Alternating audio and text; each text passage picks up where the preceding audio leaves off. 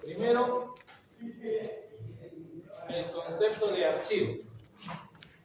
Se llama un archivo, en realidad es un conjunto de datos que están guardados en algún almacenamiento externo. A cualquier conjunto de datos que está guardado en un almacenamiento externo es a lo que llamamos archivo.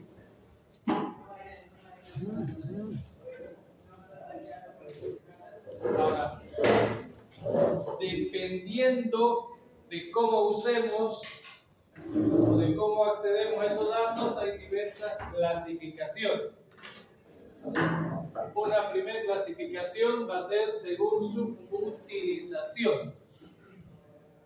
Entonces, dentro de esa clasificación hay un archivo maestro, o le llamamos archivo maestro a ese archivo de datos que contiene datos que se usan frecuentemente. Por ejemplo, la universidad tiene un archivo de datos donde están guardados los datos de los alumnos, los datos de ustedes. Y se usa frecuentemente. Frecuentemente no quiere decir todos los días, sino más o menos varias veces al año. Ahora, si consideramos a todos los alumnos, todos los días, hay 80.000 alumnos, solo tienen 365 días el año, entonces en algún momento están accediendo a la información. Si no están adicionando, escribiendo, retirando materias, probablemente están consultando sus notas, ¿no? Normalmente a fines del semestre, donde se utiliza más para consultar, y al comienzo para adicionar y retirar. No sé qué tanto afanan en adicionar para después retirar. Pero igual, digamos, ¿no? A eso nos referimos cuando decimos consultar frecuentemente esos datos. Entonces, los profesores, cada profesor por lo menos accede a los datos unas 5 veces al semestre. Al comienzo, antes del primer parcial, antes del segundo parcial, antes del examen final y después del examen final, antes de meter las notas, porque siempre nos varían las listas. Estamos haciendo unas 5 consultas por semestre a esos mismos datos. A ese archivo que contiene esa información que consultamos frecuentemente, por concepto se le llama el archivo maestro. Luego, en algún momento ese conjunto de datos, bueno, una parte de ese conjunto de datos dejará de ser consultado. Cuando ustedes se gradúen, ya no van a estar accediendo por lo menos 10 veces por semestre a ese archivo, ¿no es cierto? De hecho, de repente nunca más vuelvan a consultar sus propios datos. De repente.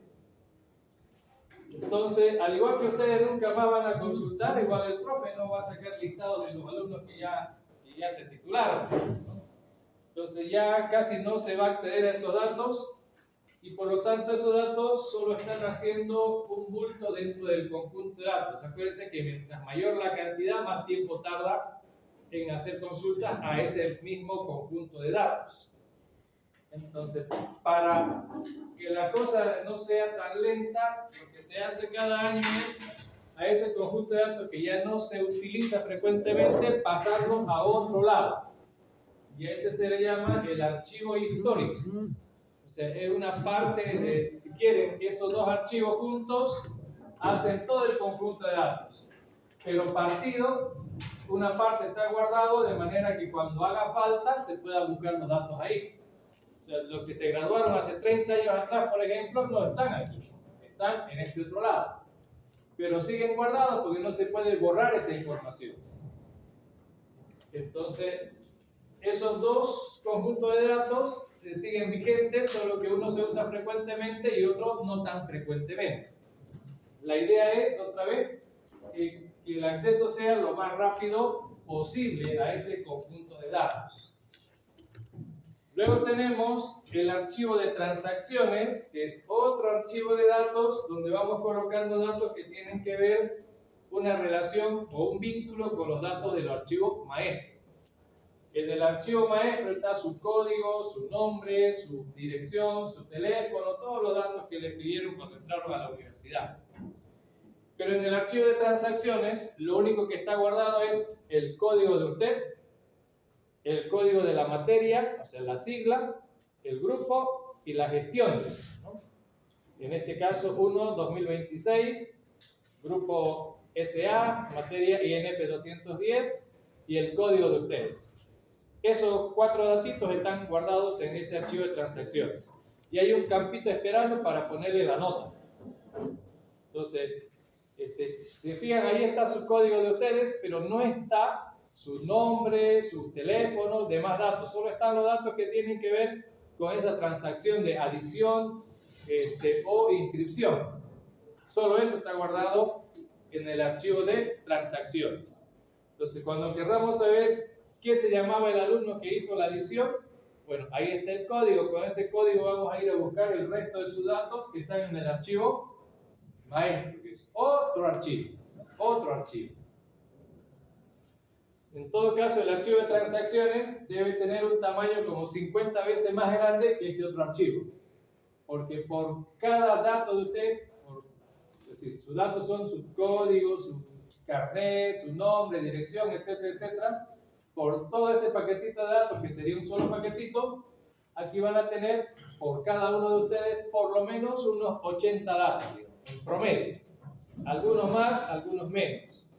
¿Por qué 80, digamos? ¿No? Porque inscribe, adiciona, retira.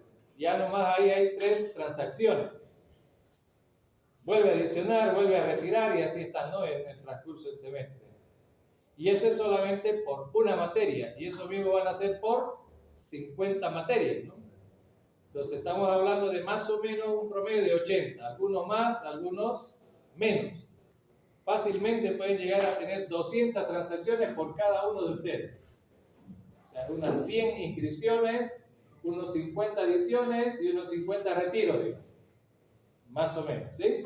Entonces este archivo es muchísimo más grande que este otro, porque aquí solo se guardan esos datos que no van a cambiar, y aquí solo vamos agregando más datos de transacciones.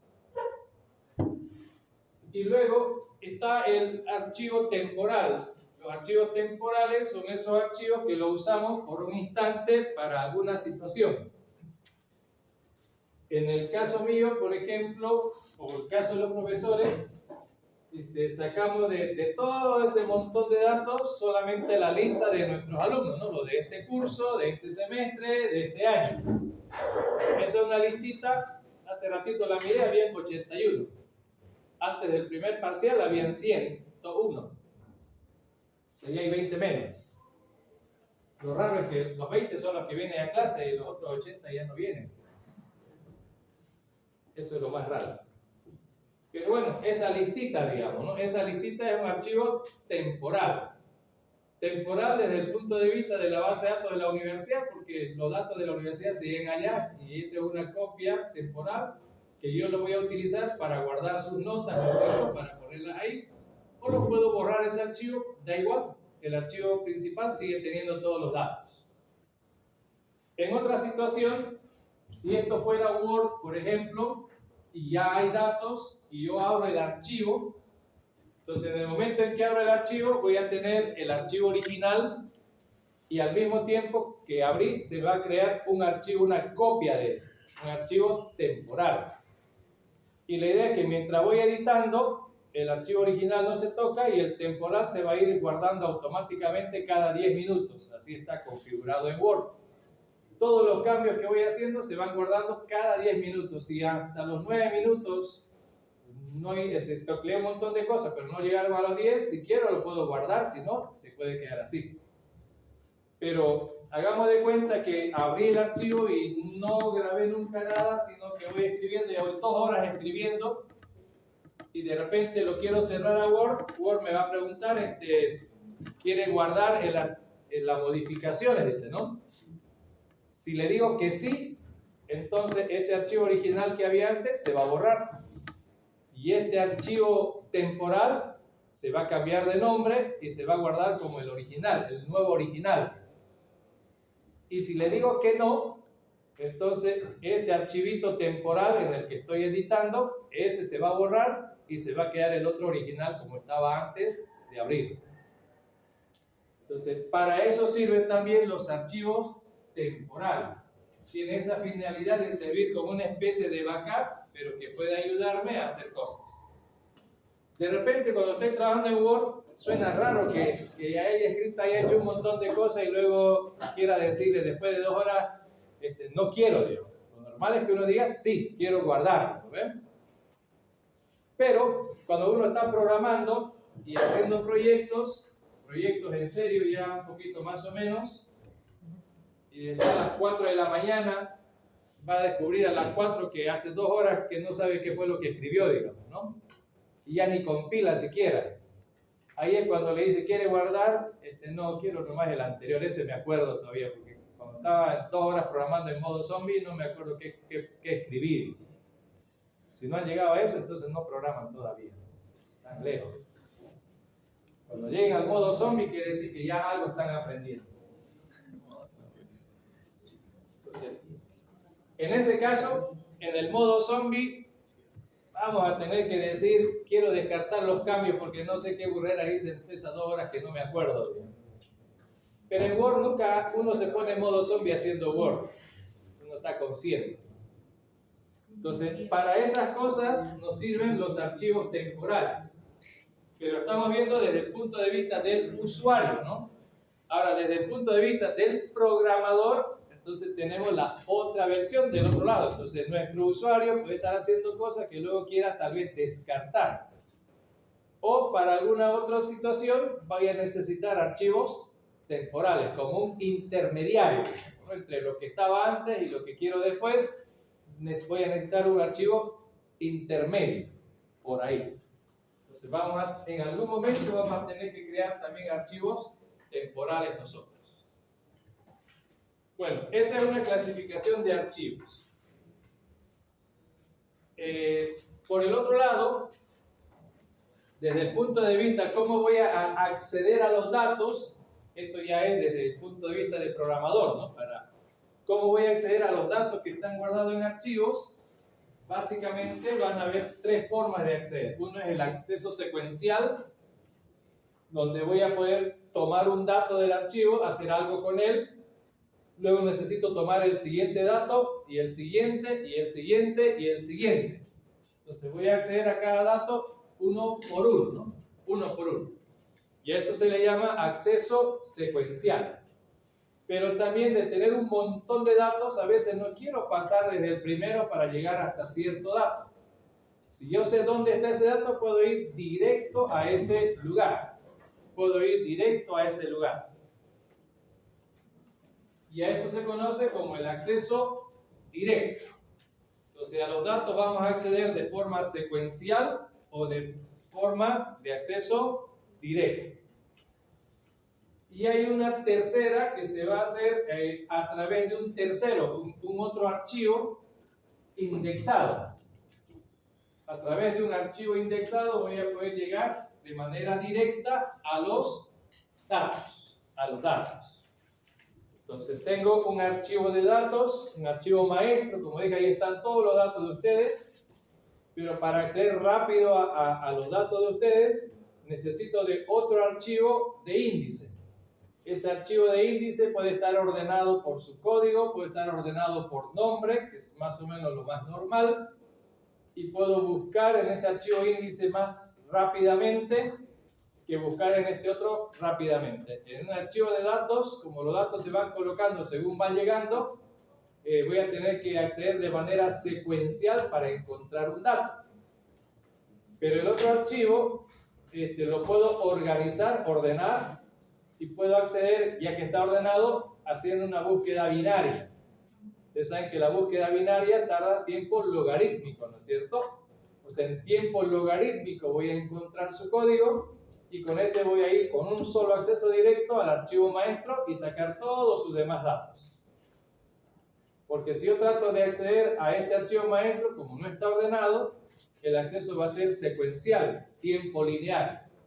Va a tardar tiempo lineal en ubicar sus datos, pero necesito más rápido, entonces mejor a través de un índice que me va a permitir acceder con una búsqueda binaria, que es mucho más rápido. Ahora, de lineal a logarítmico no pareciera mucha diferencia, pero es harta diferencia. Imagínense que en el archivo maestro hay 1.000.000 de datos.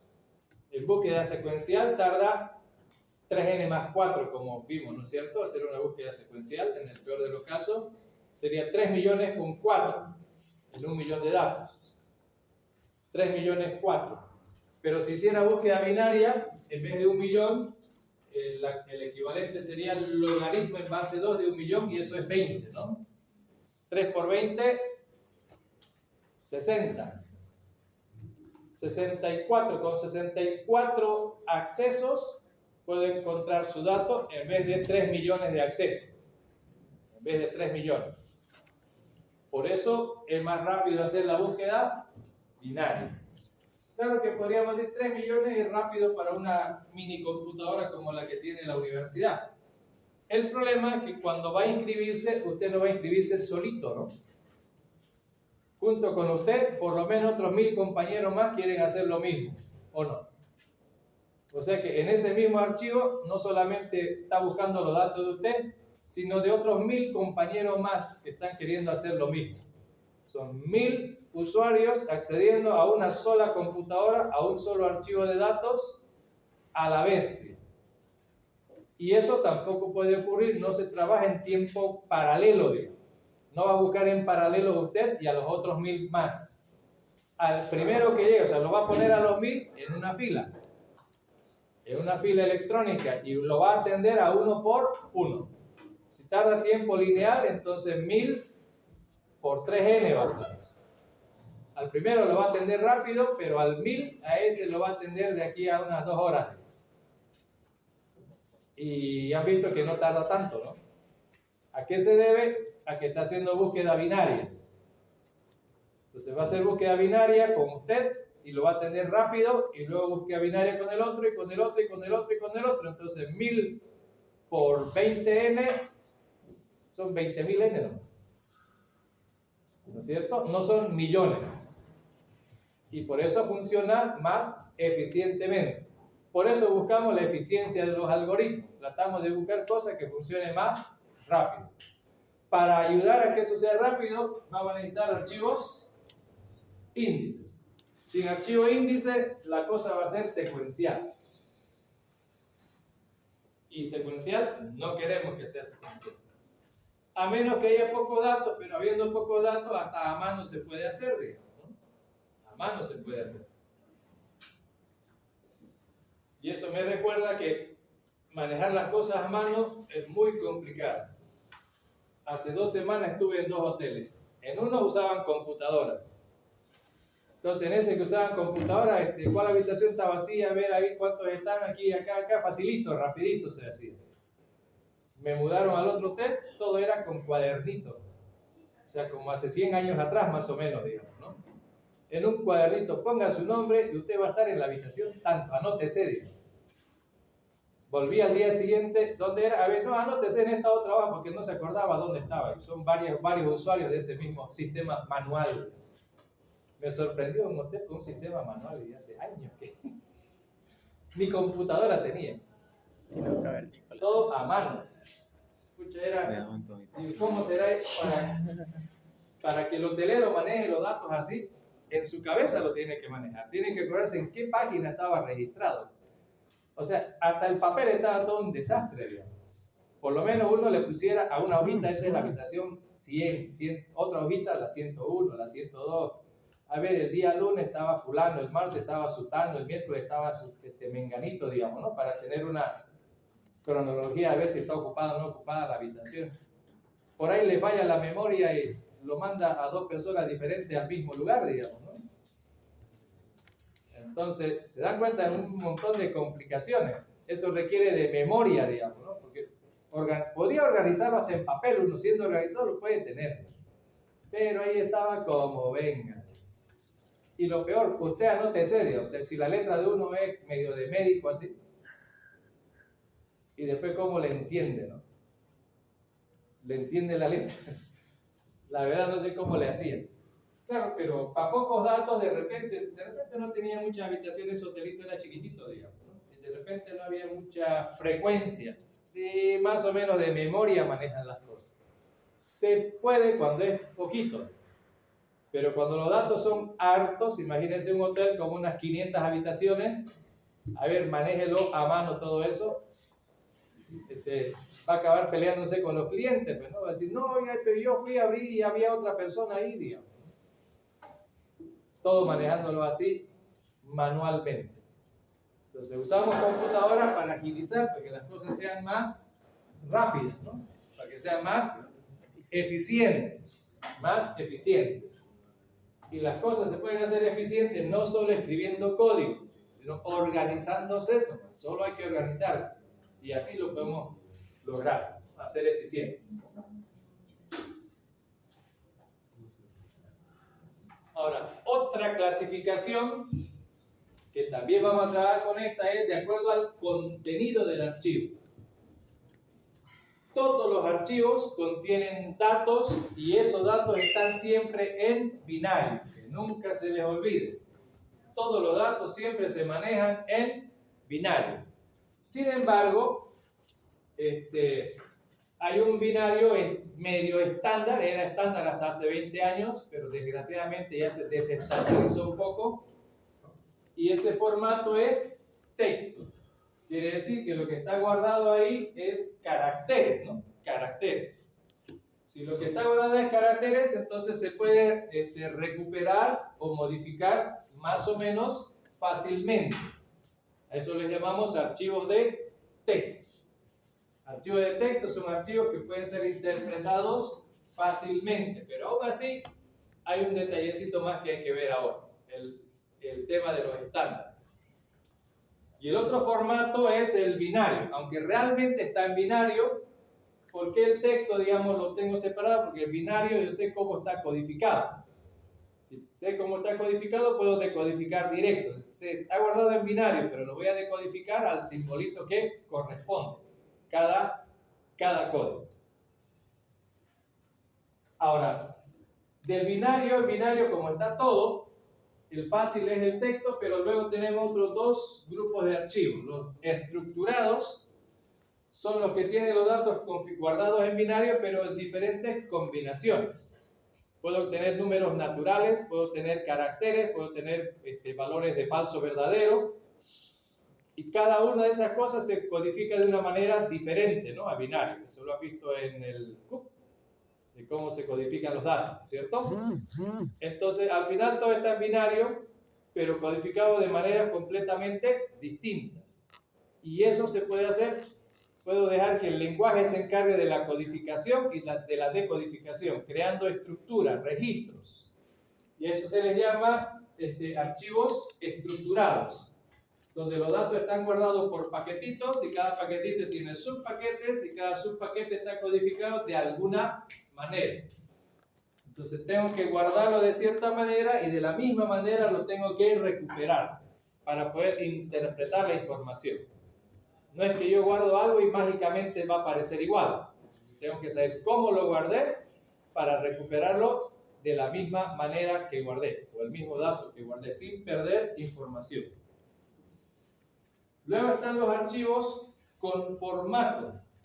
Los archivos con formato son esos archivos que me guardan datos y junto con los datos están guardados otros códigos, códigos que interpretan a esos datos. Los datos y códigos para interpretar los datos. Ahí entra, por ejemplo, Word. En Word puedo escribir unas dos palabras, una guardarla con negrillas, otra guardarla con un tipo de letra más grande, qué sé yo, ¿no? Entonces, antes de las dos palabritas van a estar guardadas como texto, pero antes de la primera habrá un conjunto de formatos para decir que esto estaba en negrita con tal fuente de tal tamaño. Y para el otro, otra fuente, otro tamaño, otro tipo de configuración. Entonces esos son códigos que se guardan junto con los datos. Entonces el programa que los genera y el programa que abre el archivo y me permite verlo así para que se vea bonito como esto, letras grandes, letras chicas, con negritas y demás cosas. ¿Ven? Aquí en negrita, del mismo tipo de esto. Este es este mismo tipo de letra, pero negrita. Y este no es el mismo tipo de letra. Otro tipo de letra.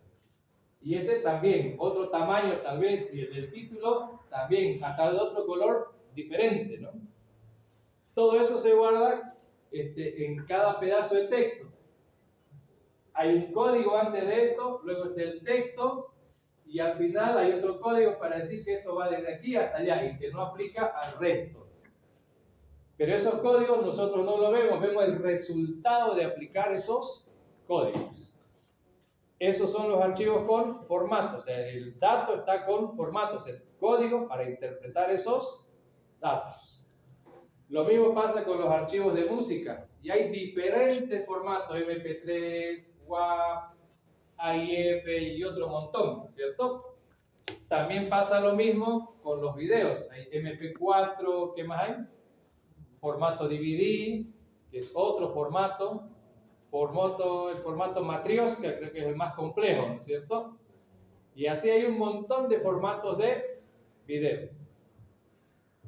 De hecho, formatos de video hay tantos, MP4 nomás uno creyera que hay una sola versión. De MP4 debe haber como unas 20 versiones de MP4. Usted tiene eso se ve sobre todo en radios de auto.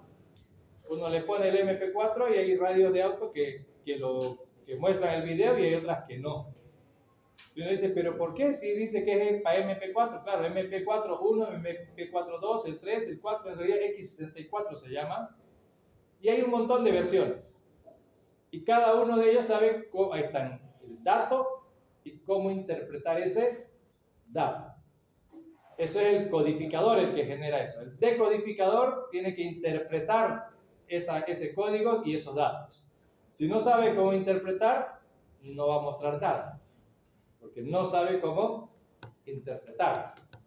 Entonces, cada versión tiene sus propias características de interpretación. Entonces, de esa clase de archivos son mucho más complejos todavía y de eso hay montones.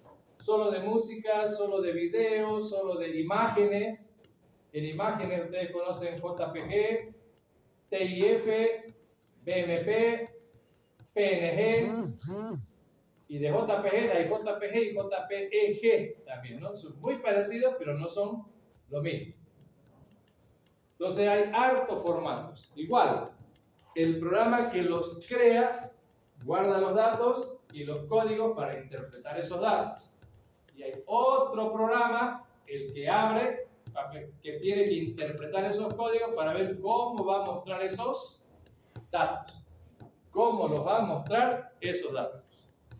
Entonces, si ustedes creen que porque las extensiones dicen tal cosa se va a hacer, las extensiones solo son para que se vea bonito nomás. Pero después los programas van a interpretarlos como ellos quieran, como ellos saben hacerlo, ¿no? Como saben hacerlo. Como lo veo perdido, no saben de qué estoy hablando. Vamos a hacer algunos experimentos acá.